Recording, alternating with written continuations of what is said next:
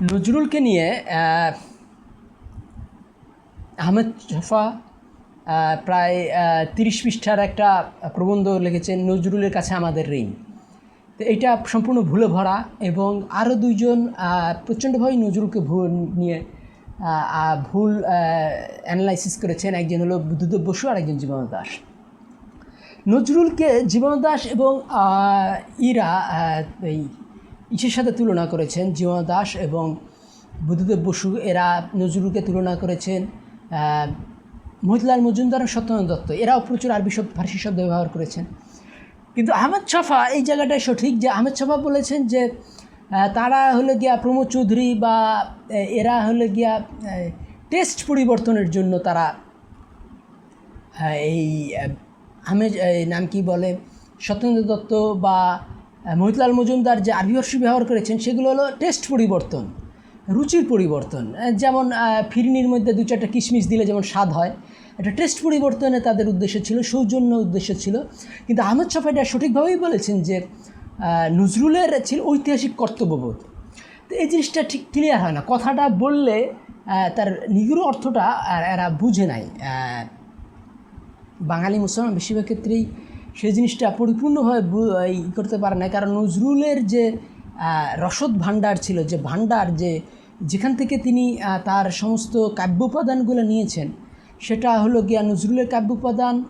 আর তার সাথে জীবনানন্দ দাশ এবং বুদ্ধদেব বসু এবং এই আহমেদ ছফা কেন নজরুলকে বুঝতে পারলেন না? কারণ এদের রসদ ছিল বিশেষত বার্টন রাসেল, ক্লাইভ বেল, এদের রসদ ছিল বঙ্কিম এবং নাম কি বলে বঙ্কিম ছিল, এবং আরেকজন হলে রবীন্দ্রনাথ ঠাকুর। নজরুল লেখালেখি শুরু করেন 1921 সালের দিকে, তখন রবীন্দ্রনাথের বয়স হলো গিয়া পাক্কা 60 বছর। মানে রবীন্দ্রনাথ নোবেল প্রাইজ পেয়েছেন সেটাও প্রায় 7 বছর হয়ে গেছে। 51 বছর বয়সে তিনি নোবেল প্রাইজ পেয়েছিলেন, তাইলে প্রায় 52 বছর বয়সে নোবেল প্রাইজ পেয়েছিলেন রবীন্দ্রনাথ ঠাকুর। তো তার আগেই তার মানে বিস্তৃত লেখা হয়ে গেছে। প্রবন্ধর প্রায় 15টা প্রবন্ধ বই লিখে ফেলেছেন ওর মধ্যে রবীন্দ্রনাথ ঠাকুর। গোড়া 400 পেজের অত্যন্ত যুক্তিপূর্ণ লেখা, 4 অধ্যায়, তারপরে এইগুলা সব লেখা শেষ। শরৎচন্দ্র প্রচণ্ডভাবে তার লেখালেখি চলমান। মাইকেলের উত্তরাধিকার ইসের ছিল নজরুল, বিদ্যাসাগর, বঙ্কিমের সমস্ত লেখাগুলোর উত্তরাধিকার নজরুলের ছিল। কিন্তু এই সমস্তগুলো কিন্তু এইগুলো সম্পর্কে আহমেদ ছফাও জানতেন,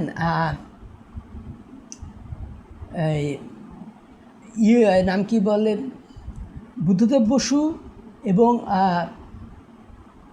এই জীবনানন্দ দাশ এরাও জানতেন নজরুল সম্পর্কে, যে নজরুলের এইসব ভাণ্ডার থেকে তিনি নিয়েছেন।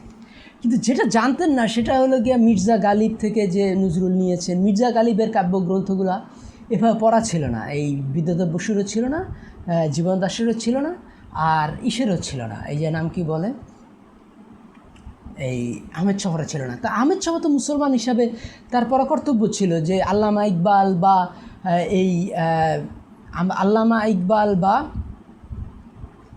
এই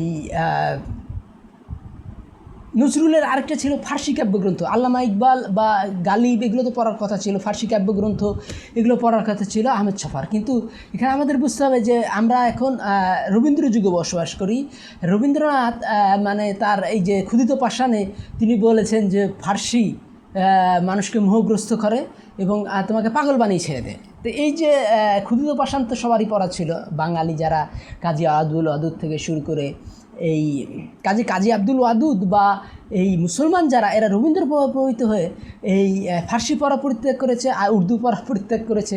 ফলে কাজী আব্দুল ওয়াদুদ আরেকটা সমস্যা ছিল, কাজী আব্দুল ওয়াদুদ ইকবালের সমালোচনা করেন, যে ইকবালকে পড়েছেন ঠিক, কিন্তু ইকবাল শুধুমাত্র ফার্সি বা উর্দু প্রোডাক্ট না, তাকে বুঝতে গেলে আপনার জার্মান দর্শন, ব্রিটিশ দর্শন, ফ্রেঞ্চ দর্শন, এই তারপরে ডাচ দর্শন, হ্যাঁ, তারপর বেলজিয়ামের যে দর্শনগুলা মানে পশ্চিম ইউরোপের দর্শন, তার সঙ্গে আমেরিকান দর্শন, বিশেষ করে র্যালফ ওয়াল্ডো এমারসন থেকে হেনরি ভিড থোরো থেকে শুরু করে এদেরকে যদি উইলিয়াম জেমস থেকে, এগুলো সব কিন্তু আল্লামা ইকবাল পড়া ছিল।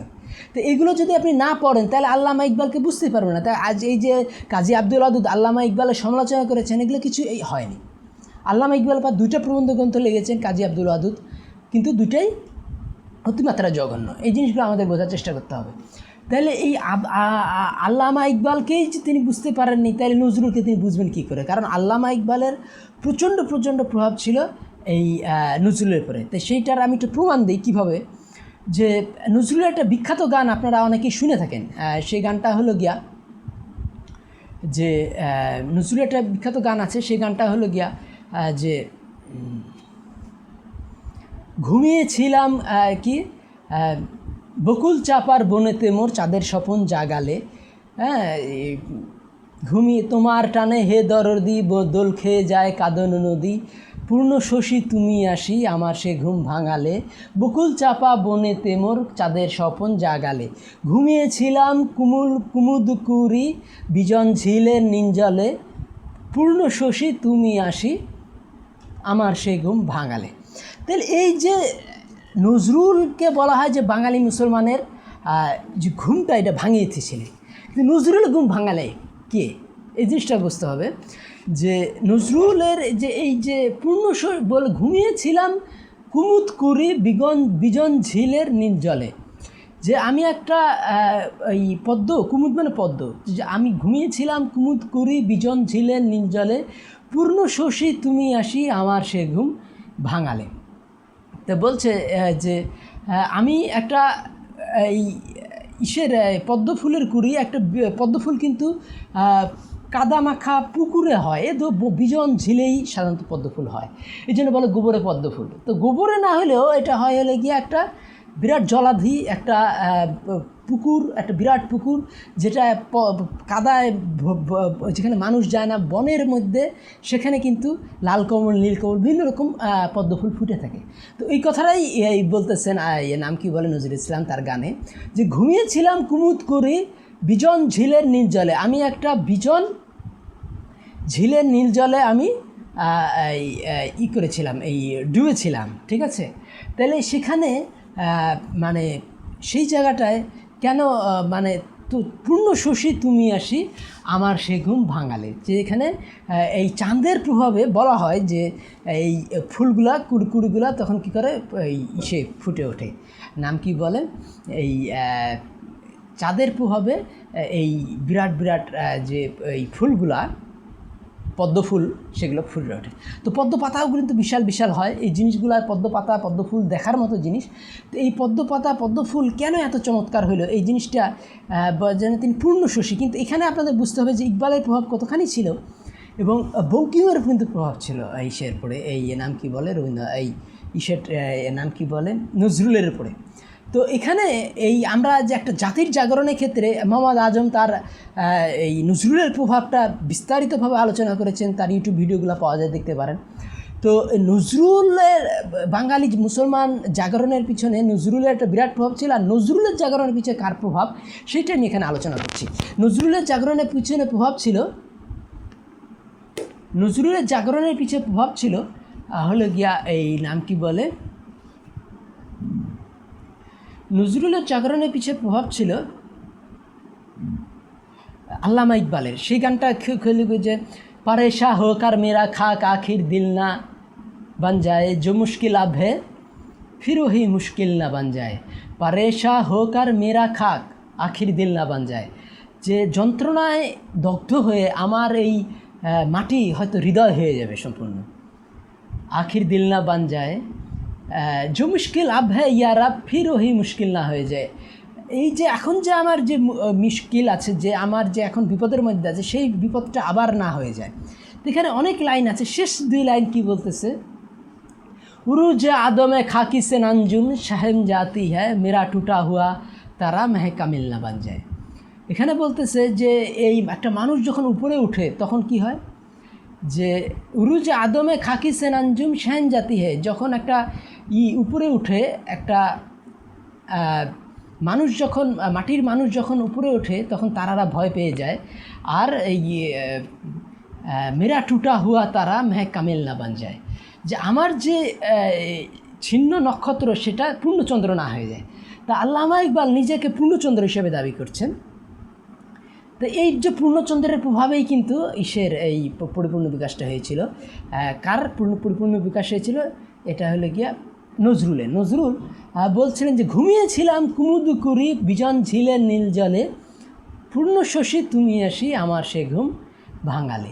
যে আমি একটা কুমুদ কুড়ি, একটা এই মানে ছোট্ট একটা ঈশের কুড়ি, এই নাম কি বলে, যেটা পদ্ম ফুলের কুড়ি, সেটা একটা বিজন ঝিলের নীল জলে আমি ঘুমিয়েছিলাম।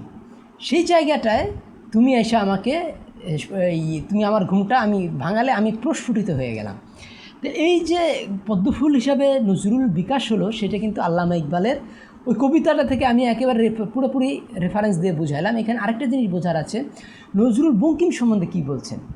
তো এই জিনিসটা আমাদের বুঝতে হবে যে বাংলায় কিন্তু অনেকেই একটা ভুল বুঝে, কাজী আব্দুল ওয়াদুদ তার লেখায় বঙ্কিমের সাথে আল্লামা ইকবাল তুলনা করেছেন, কিন্তু আমি বিস্তারিতভাবেই বলেছি যে বঙ্কিমের সাথে ঈশের তুলনা হয় না, কারণ বঙ্কিম ছিলেন প্রচণ্ডভাবে সাম্প্রদায়িক। বঙ্কিম কখনোই আল্লাহ নবীকে নিয়ে একটা কবিতাও লেখেন নাই, একটা উপন্যাস লেখেন নাই, একটা লেখেন নাই।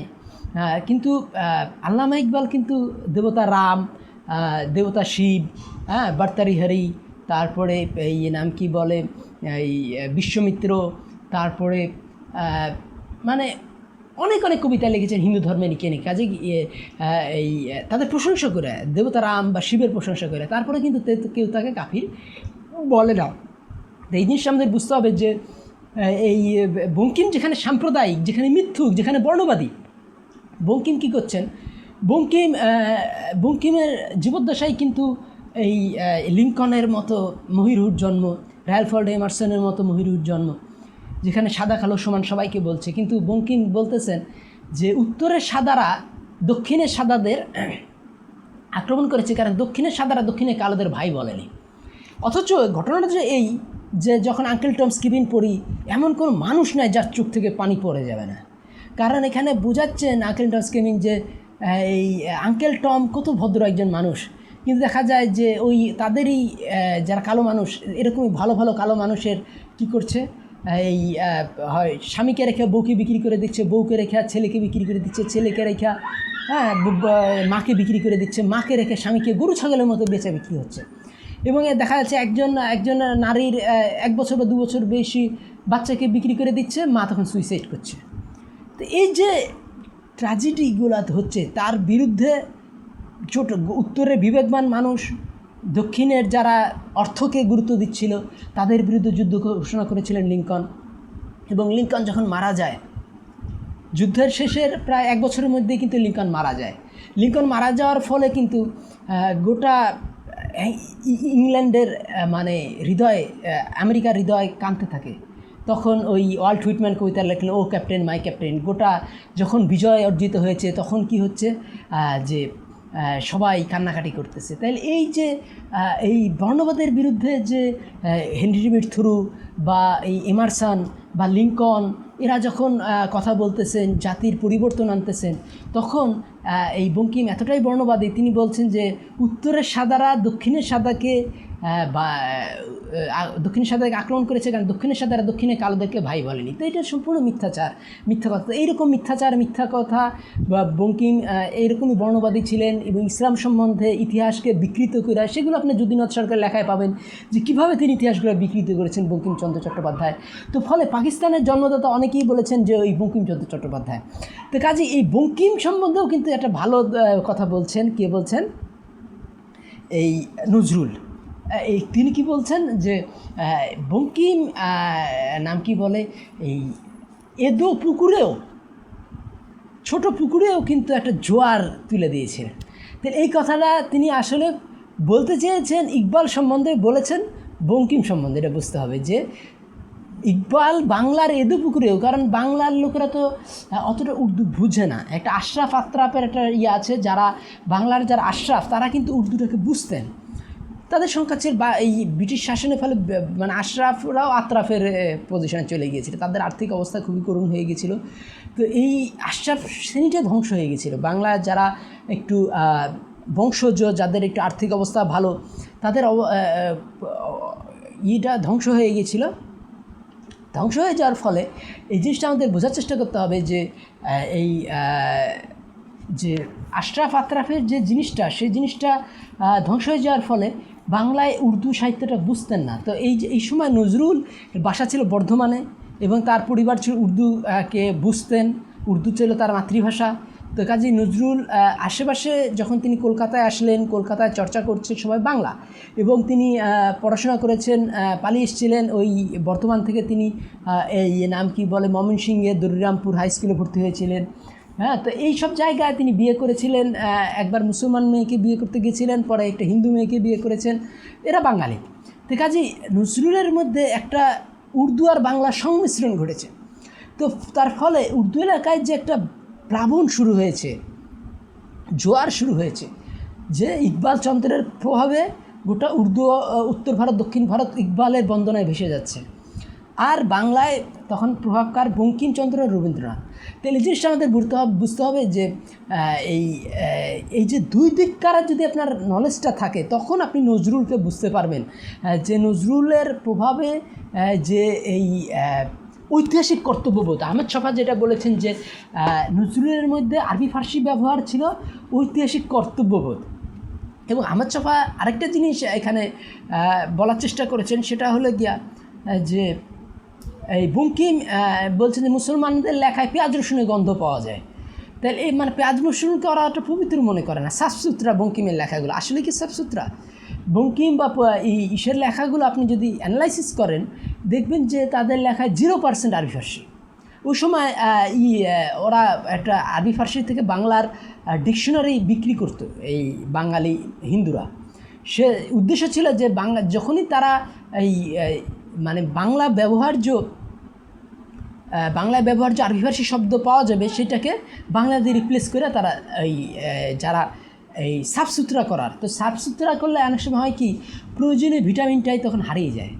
তো প্রয়োজনীয় ভিটামিন বাংলা সাহিত্যকে হারিয়ে ফেলেছিল। তা এই নাম কী বলে, বিশেষ করে মাইকেল মধুসূদনের যদি আপনি লেখা পড়েন, এই মাইকেল মধুসূদন এত চমৎকার, এত মেধাবী একজন মানুষ, যে এই জামানায় এসে তিনি একটা কী লিখতেছেন, মহাকাব্য লিখতেছেন, মেঘনাদ বধ। কিন্তু সেই মহাকাব্য কেউ পড়ে না, কারণ কি ওই যে দুর্বোধ্য তৎসম শব্দগুলো এই লিখেছেন, তাতে আমরা মনে করি যে মাইকেল অত্যন্ত পণ্ডিত, কিন্তু তার লেখা পড়ে দেখার প্রয়োজনীয়তা কেউ অনুভব করে না, কারণ আমরা মিল্টনই পড়তে পারি। মিল্টন মাইকেলের থেকে অনেক বেশি আধুনিক, এবং মিল্টনে যে গণতান্ত্রিক চেতনাটা আছে সেটা কিন্তু এদের মধ্যে নাই, বাঙালি হিন্দুর মধ্যে নাই। তো এই জিনিসটা আমাদের বুঝতে হবে যে সমসাময়িক রাজনীতি বা ইন্টারন্যাশনালিজম যেটা মিল্টনের মধ্যে আছে, সেটা কিন্তু আমরা এই মাইকেল মধুসূদন, বঙ্কিম বা বিদ্যাসাগরের মধ্যে পাই না। তো এই জিনিসটা আমাদের বুঝতে হবে যে নজরুলের আরেকটা জিনিস কিন্তু সেখানে সম্পূর্ণভাবেই অ্যাভয়েড করে গেছেন। ঐতিহাসিক দায়বোধ শুধু আছেই, ঐতিহাসিক দায়বোধটা আগে ব্যাখ্যা করে নিই, তারপর ওইটা আমি ব্যাখ্যা করব। তো ঐতিহাসিক দায়বোধটা কি? ঐতিহাসিক দায়বোধ হলো গিয়া যে যখন আমরা ফার্সিকে বলা হয় যে পৃথিবীর সবচেয়ে মিষ্টি ভাষা, এটা আমার কথা না, এটা একজন হিন্দু পণ্ডিত, ভাষা নিয়ে তার সবাই তাকে মানে, সুনীতি চট্টোপাধ্যায়। তিনি 88 বছর বেঁচে ছিলেন। তো সুনীতি চট্টোপাধ্যায় থেকে রবীন্দ্রনাথ ঠাকুরও ভয় পেতেন। তো ওই সুনীতি চট্টোপাধ্যায় কিন্তু এই যে ফারহাঙ্গে জাদিদ নামে আর যে এই উর্দু ডিকশনারি, উর্দু বাংলা ডিকশনারি পাওয়া যায়, তার কিন্তু ভূমিকা লিখে দিয়েছিলেন। এই ফারহাঙ্গে রাব্বানি, ফারহাঙ্গে জাদিদ, এগুলোর ভূমিকা লিখে দিয়েছিলেন সুনীতি চট্টোপাধ্যায়। ওখানে তিনি বারবারই বলেছেন যে উর্দুর জন্ম হলো গিয়া 4টা ভাষার মিশ্রণে। একটা হলো গিয়া বাংলা, উর্দুর জন্ম হলো গিয়া আরবি, ফার্সি, তুর্কি এবং বাংলা, আরবি, ফার্সি, তুর্কি এবং হিন্দি। তাহলে এই যে 4টা, তাহলে কি আরবি আকাল, ফার্সি সাক্কার, তুর্কি হুনর এবং বাংলা হলে হিন্দি হলো নামাক, এই 4টা। তাহলে আরবি এটা কী বলতেছেন, এই জিনিসটা বোঝার চেষ্টা করেন যে সুনীতি চট্টোপাধ্যায় উর্দুর শ্রেষ্ঠত্ববোধ সম্পর্কে তিনি বলতেছেন যে উর্দুতে আরবি আকাল, আরবির জ্ঞান আছে, ফার্সি সাক্কার, ফারবির মিষ্টতা আছে, সাক্কার মানে চিনি, তুর্কি হুনার, এর মধ্যে তুর্কি শিল্পকলাও আছে, আর্ট আছে এই কি উর্দুর মধ্যে, এবং হিন্দির নিমকও আছে, হিন্দির লাবণ্য আছে। তাহলে এই যে চারটা ভাষার মিশ্রণে যেটা লাবণ্যময় উর্দু ভাষা তৈরি হলো, এর পিছনে কিন্তু ওইখানে তিনি আরও বলতেছেন ওই ভূমিকাতেই, এর নাম কি বলে, পৃথিবীর সবচেয়ে মিষ্টি ভাষা হলো গিয়ে ফার্সি। তাহলে কেন পৃথিবীর সবচেয়ে মিষ্টি ভাষা হলো ফার্সি? কারণ এই আরবরা যখন মানে জয় করলো, ইরান জয় করলো, তখন কিন্তু তার আগে কিন্তু ওদের যে লিপি ছিল এরা কিন্তু বাম দিক থেকে ডান দিকে লিখত, কিন্তু পরবর্তীতে ডান দিক থেকে বাম দিকে লেখে আরবি হরফে লেখা শুরু করলো, এবং তার সাথে 8-9টা হরফ বেশি যোগ করে নিল, যেগুলো আরবির মধ্যে মাত্র 26টা হরফ আছে, কিন্তু সেগুলো দিয়ে কিন্তু সব কিছু ফার্সি লেখা যায় না। তো 8-9টা যোগ করে তাহলে কী হলো, 26টার সাথে 34টা-35টা হয়ে গেল, যাতে যেমন প শব্দটা কিন্তু ফার্সিতে আছে, আরবিতে নাই। তো এই জিনিসটা বুঝতে হবে, পে আলিফ বা পা যোগ হলো, পে শব্দটা যোগ করা হলো ফার্সিতে। তো এই ফার্সি লিপিতেই কিন্তু পরবর্তীতে আমরা তুর্কি মানে এই উর্দুটা লেখা শুরু হলো। তাহলে এই যে ফার্সি, এই জিনিসটা আমাদের বোঝার চেষ্টা করতে হবে, ফার্সি কিন্তু এই আরবি ভাষাটাকে অ্যাডপ্ট করলো, তার সঙ্গে কিন্তু তাদের নিজস্ব লিপি বাম দিক থেকে যারা যেটা লিখতো কিলোকাকার লেখা, ওটাকে বাদ দিয়ে দিল। কিন্তু এই নিজেদের যে ভাষা ফার্সি শব্দগুলো তারা বাদ দিল না, আরবি শব্দগুলো যোগ হলো। তার ফলে কি হলো, শির এবং শাক্কার, এটা যদি আপনি দুধের মধ্যে চিনি দেন, খুব স্বাদের একটা জিনিস হয় না? তো সেরকম যখন আরবিটা ফার্সির মধ্যে মিক্সচার হলো, তখন কিন্তু অত্যন্ত মিষ্টি একটা ভাষা হয়ে গেল। তো সেই আরবি মিশালো ফার্সি যখন আবার এই হিন্দির মধ্যে উর্দু জবান তৈরি করলো, উর্দুকে গানের জন্য সুরেলা ভাষা হিসাবে বিশাল একটা ভান্ডার তৈরি হলো। এই নাম কি হলো, উর্দু কী করে, ফার্সি ভাষা থেকে যে কোনো কিছু নেয়, হিন্দি ভাষা থেকে কিছু নেয়, আরবি থেকে কোনো গল্প থেকে সেটা নেয়, তুর্কি থেকে যে কোনো গল্প নেয়। আর যেটা হিন্দি, এখানে একটা সমস্যা হলো, আমি বলি হিন্দিরা তখন কী করলো, যে না আমরা এই উর্দু ইউজ করবো না, কোনো সংস্কৃতির দিকে ঝুঁকে পড়লো। কিন্তু এইগুলোকে জনগণ গ্রহণ করলো না। এর ফলাফল কী হলো, যে সমস্ত এই আরবি ফার্সি উর্দু ভাষাটা সমৃদ্ধ হয়ে উঠলো, এবং হিন্দিরাও তখন উর্দুকে ফলো করা শুরু করলো। তখন কি এই দেবনাগরী লিপিতে তারা উর্দু ব্যাকরণ, উর্দু যে সাহিত্য, যে ফার্সি সাহিত্য, তুর্কি সাহিত্য, সব কিছুই তখন হিন্দিতে নিয়ে আসলো। তাহলে হিন্দি কী হলো, বাংলার থেকে অনেক উন্নত হয়ে গেল। যদিও বাংলার যে এই গেটে কমতে, তারপরে এই বঙ্কিমচন্দ্র চট্টোপাধ্যায় কী করলো, জার্মান দর্শন, ব্রিটিশ দর্শন, ফ্রেঞ্চ দর্শন সবই পড়েছিলেন, কিন্তু ওগুলো আনতে তিনি ভয় পাচ্ছিলেন, কারণ কীভাবে ব্রাহ্মণ্যবাদ নষ্ট হয়ে যাবে। কিন্তু তিনি কিছু মিথ্যা ঐতিহাসিক উপন্যাস তিনি রচনা করলেন, যেগুলো সময়ের ভারে টিকবে না বলেই মনে হলো। তো কী হলো, তারপরে আসলে রবীন্দ্রনাথ ঠাকুর বঙ্কিমের পরে আসার পরে কিন্তু এই সময় উর্দু এলাকায় কান্নাকাটি শুরু হয়ে গেল। এই জিনিসটা আপনাদের বোঝার একটা ব্যাপার আছে, যে আলতাফ হোসেন হালি তখন তিনি বলতেছেন, জিসনে রাহতে ইশকি সব মিট গায়ে, ইসসে জ্যাদা না মিটানা হারগিজ, ইয়া বাজমে সুখান হ্যায়, বাজমে মাতম নেই হ্যাঁ। এগুলো কথার সভা, এটা কান্নার সভা না। এখানে ইয়া মুনাসিব নেই রোকে রুলানা হারগিজ, যত রাস্তা ছিল প্রেমের সব হারিয়ে গেছে। জিসনে রাস্তে ইসকে সব মিট গায়ে, ইসসে জ্যাদা না মিটানা হারগিজ। আর ইয়া বাজমে সুখম হ্যাঁ, বাজমে মাতম নেই, এটা কথার সভা, এখানে এই কান্নার সভা নাই। ইহা মুনাসিব নেই রোকে রুলানা হারগিজ, এখানে নিজে কান্না করে অন্যকেও কান্দা উচিত না। কারণ কি, এই সময় বাংলার জাগরণ হয়েছে, বঙ্কিম আর রবীন্দ্রনাথ দুজনে এসে গেছে। তারা কি করতেছে, এই নাম কি বলে, ব্রিটিশ দর্শনকে আনতেছে, বাঙালি শ্রেষ্ঠত্ব প্রচার করতেছে, ইউরোপিয়ান দর্শন শ্রেষ্ঠত্ব প্রচার করতেছে। আর যেমন 1994 সালেই ফার্সির বিরুদ্ধে বিরাট লেখালেখি ফেলেলেন একটা ক্ষুদিত পাশার। তো এগুলো তো আবার মানে হিন্দি উর্দুতে ট্রান্সলেট হয়ে ওই উত্তর ভারতের হালি, মির্জা দাগ দেহলভি, তারা তো বেঁচে আছেন, তারা কিন্তু এগুলো উত্তর দিতে পারছেন না। তো ফলে তারা বলছেন যে মির্জা গালিব, সাউদা, জক, এরা যে একটা যুগ তৈরি করেছিল, সেই যুগটা অন্তর্হিত। এখানে ওই বলতেছেন যে তোমরা মির্জা গালিব এগুলো পড়ো, আর তুমি প্রেমের যে মির্জা গালিব কিন্তু প্রেমের শ্রেষ্ঠত্ব দেখিয়েছেন। মির্জা গালিবের আমার ভিডিও আছে, পরে দেখতে পারেন। আমি এখানে দেখিয়েছি যে মির্জা গালিব ইসলামের ইশকের সাথে খ্রিস্টান লাভের তুলনা করেছেন। যদিও ইসলামী ইশক যে কত মহান সেটা কত সূর্য আর বাতি এরকম তুলনা তিনি করতে পারেন না, কারণ ইমানুয়েল কান্ট তো তার পড়া ছিল না, কার পড়া ছিল না, যেটা গেটের পড়া ছিল। ফলে মুসলমানকে সুপারম্যান গেটে বলতে পেরেছেন, কিন্তু এই গালিব কিন্তু মুসলমানকে সুপারম্যান বলতে পারেননি। তো এই গালিবের কাছে যখন স্যার সৈয়দ আহমেদ গেছেন নিয়ে তিনি আইনে আকবরী বা আকবরের আইন টাইন নিয়ে তিনি আলোচনা করতে গেছেন, তো মির্জা গালিব পরামর্শ দিলেন ব্রিটিশরা কিন্তু সহজে যাবে না, তোমার উচিত এখন এই ইংলিশ শেখা, ওই আইনে আকবরী তোমার নিয়ে চর্চা করার দরকার নেই। তো এই আর ব্রিটিশের বা ইউরোপের সভ্যতা প্রশংসকের একটা লম্বা কবিতা লিখে দিয়েছিলেন মির্জা গালিব, কাকে? ইকে, নাম কি বলে। তাহলে এখানে আমাদের বুঝতে হবে যে এই গেটের জন্ম কিন্তু মির্জা গালিবেরও প্রায় 40 বছর আগে, 1749 সালে এই গেটের জন্ম, আর এর জন্ম হলে গিয়ে 97 সালে। তাহলে কত বছর? মানে 48 বছর পরে গেটে জন্ম এই মির্জা গালিব জন্ম। কিন্তু মির্জা গালিব তো গেটে পড়েন নাই, যদিও তিনি সময়ের টাইম ক্রনিকলি মির্জা গালিব গেটের পরে, ঠিক আছে, কিন্তু দর্শনের দিক থেকে মির্জা গালিব অনেক আগে। কার আগে? এই মির্জা গালিবের অনেক আগে। তো ফলে এই এরা কি করতেছে, এই বাংলায় রেনেসাটা হয়েছে হিন্দুস্তানি রেনেসার আগে। তো ফলে বঙ্কিম এবং রবীন্দ্রনাথ এই দুইজন ইসের সামনে এই নাম কি বলে দাগ দেহলবি বা হালি বা শিবলি নোমানি এরা পারতেছিলেন না।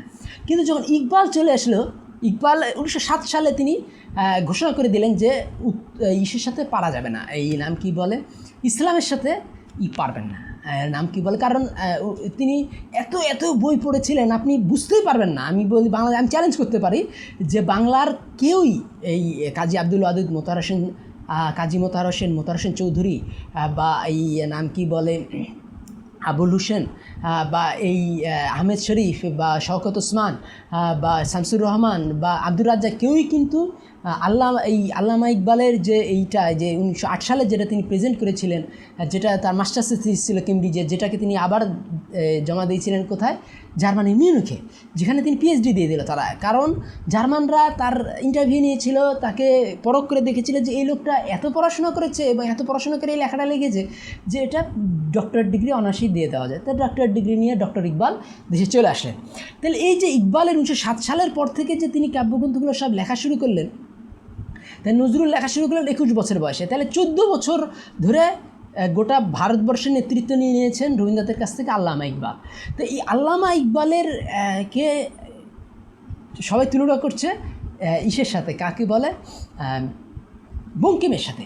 তো ওই আল্লামা ইকবালের যে চন্দ্রের প্রভাবে আল্লামা ইকবাল, তাহলে ইসের যে এই ভাণ্ডার ছিল, নাম কি বলে, নজরুলের যে ভাণ্ডার ছিল, নজরুল কাদের থেকে বেশি নিয়েছিলেন তার সাহিত্যের উপাদানগুলো? এক নাম্বার হলো, আর এখানে দুইটা হয়েছিল যে উত্তর ভারত দক্ষিণ ভারতে এই নজরুল আর মানে বঙ্কিমের রবীন্দ্রনাথের প্রভাবে একটা সময় মির্জা গালিব এবং তার প্রেম তত্ত্ব হারিয়ে গিয়েছিল।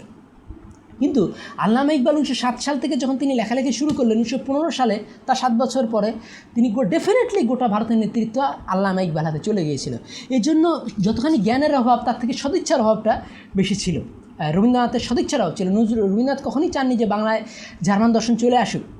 তো জার্মান দর্শন আসলে কী হবে, যে এই ব্রিটিশ আধিপত্য একদিকে হারিয়ে যাওয়া আর মুসলমানরা একদিকে জেগে উঠবে। তো এই রবীন্দ্রনাথের যে ইটা ছিল, ধর্ম ছিল, এটা অনেকে বলে তার কেবলা ছিল ইংল্যান্ডে। এই জিনিসটা বুঝতে হবে যে কাদিয়ানিরা যেমন একটা সংস্কার মতবাদ ইসলামের মধ্যে, ব্রাহ্ম ধর্ম হিন্দুদের মধ্যে একটা সংস্কার মতবাদ, যেটা দুইটাই ব্রিটিশের প্রভাবে যেটা আসছে এদেশে। তো এই ব্রিটিশদের দেশ স্বাধীনতা যে চাননি রবীন্দ্রনাথ ঠাকুর, এটা মনে করার যুক্তিসঙ্গত কারণ আছে। এগুলো আপনি যদি ঘরে বাইরে পড়েন বা পড়েন, এই গোড়া পড়েন, তাহলে কিন্তু এটা প্রকাশ হয়ে যায় যে রবীন্দ্রনাথ কিন্তু সহজে এইটা চাননি, নাম কি বলে, ব্রিটিশের কাছ থেকে আমরা স্বাধীনতাটা। তো এই জিনিসটা আমাদের বুঝতে হবে যে আল্লামা ইকবাল তিনি বারবারই বলতেন যে আমরা স্বাধীনতা চাই, কিন্তু প্রস্তুতিটাকে গুরুত্ব দেওয়া। হ্যাঁ, নাহলে তোমাদের দাস্তান ভি নেই গা দাস্তান হবে, তোমাদের কাহিনীতে কোনো কাহিনী থাকবে না যদি না তোমরা নিজেকে প্রস্তুত করো। তো দ্বিতীয় বিশ্বযুদ্ধের পরে কিন্তু ভারতবর্ষ ঠিকই স্বাধীন হয়ে যায়, কিন্তু তার আগেই আল্লামা ইকবাল মারা যায় 1938 সালে। আর নজরুল তিনি এই নাম কি বলে বোবা হয়ে যান, পাগল হয়ে যান, এটা 1942 সালে। তাই এই জিনিসটা আমাদের বুঝতে হবে যে পরবর্তীতে যারা এই আহমেদ ছফা থেকে শুরু করে এই নাম কি বলে কাজী আব্দুল ওয়াদুদ, এরা যখন নজরুলের সমালোচনা করে, নজরুলের যে ভাণ্ডার, সে ভাণ্ডারকেই কিন্তু এই বুঝতে পারেননি। কারা বুঝতে পারেননি? এই নজরুলের ভাণ্ডারকেই বুঝতে পারেননি, নজরুলের ভাণ্ডারকেই বুঝতে পারেননি। একটা মানুষ কোত্থেকে তার সাহিত্যগুলো রচনা করছেন সেটা যদি বুঝতে না পারা যায়, তাহলে তো তাকে অ্যানালাইসিস করা যাবে না, সেই ভাণ্ডারটা জানা থাকা লাগবে।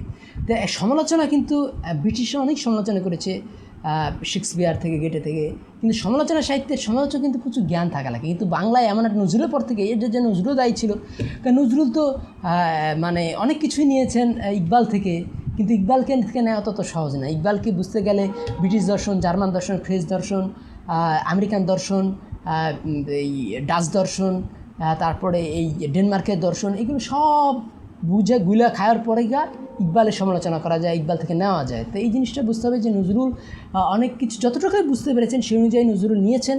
ফলে নজরুলকে আমরা অনেক ক্ষেত্রেই বুঝতে পারি না, যেমন বুঝতে পারেননি নাম কি বলে বুদ্ধদেব বসু, তেমন বুঝতে পারেননি জীবন দাস, তেমন বুঝতে পারেননি কাজী আব্দুল ওয়াদুদ, এবং তেমন বুঝতে পারেননি এই আহমেদ ছফা। আমার কথাগুলি ভালো লাগলে আমার চ্যানেলটি সাবস্ক্রাইব করুন, লাইক বাটন ক্লিক করুন। ধন্যবাদ।